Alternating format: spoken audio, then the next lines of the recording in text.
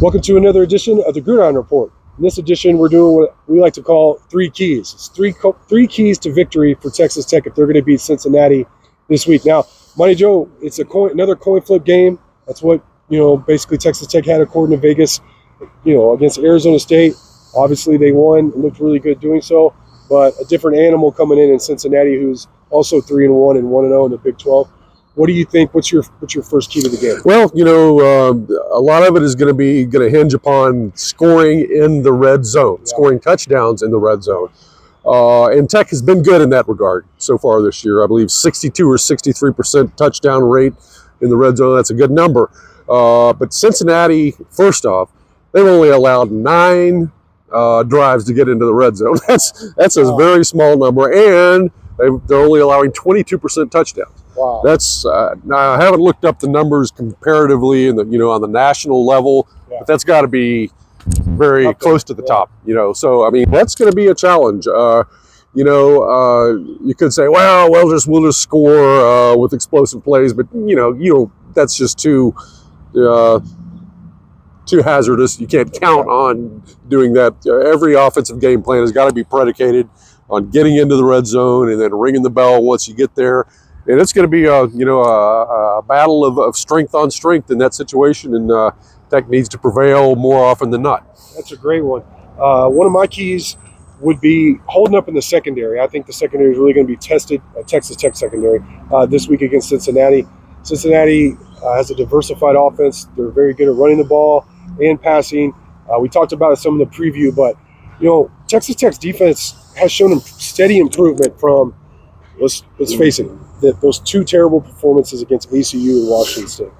And I think there's a couple of reasons for that. I asked the coaches on Monday in the press conference about it.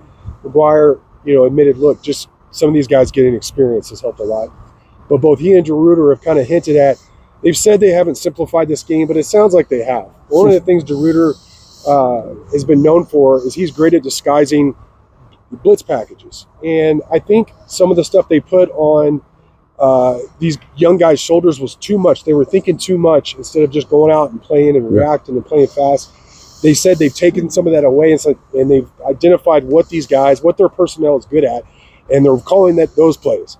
And I think it's made a huge difference. I mean, they're playing with more energy, they're playing faster, and they're playing better because of it. So I think here's another step. How much better is this defense? And I think we're going to find out because Cincinnati does have such a diversified offense. Yeah, absolutely. And, that was actually going to be one of my keys. You nailed it. That's fine. But, look, against Arizona State, one sort of red flag on defense was we saw guys getting behind the defense a little bit too much, getting past the safeties back there. I mean, Chapman Lewis had a great game in a lot of ways, but he and Baskerville had himself a pick. Give him credit for that.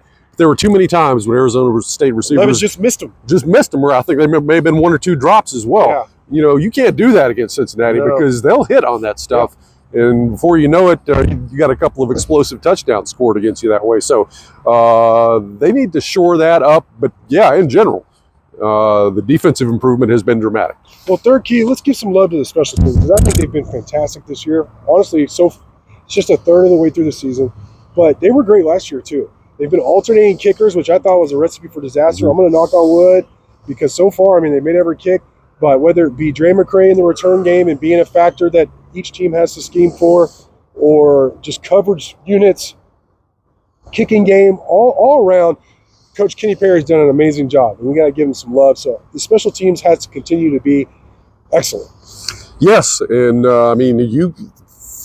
it's a huge aspect of the game. When you got really good special teams, you notice it.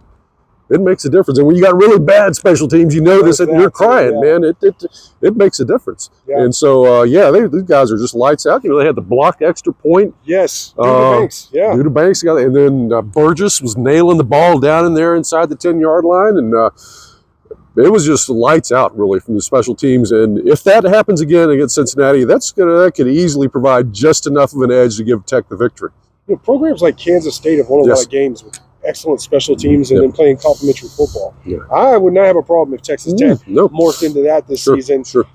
Win by any way, right? Right. So I definitely think Texas Tech will have their hands full this week, but they're at home. It's a night game. and Texas Tech has shown steady improvement over the last several weeks. So I'm excited about it. But Mighty Joe, great stuff from you as Thank you. always. Thank y'all for watching, and until next time.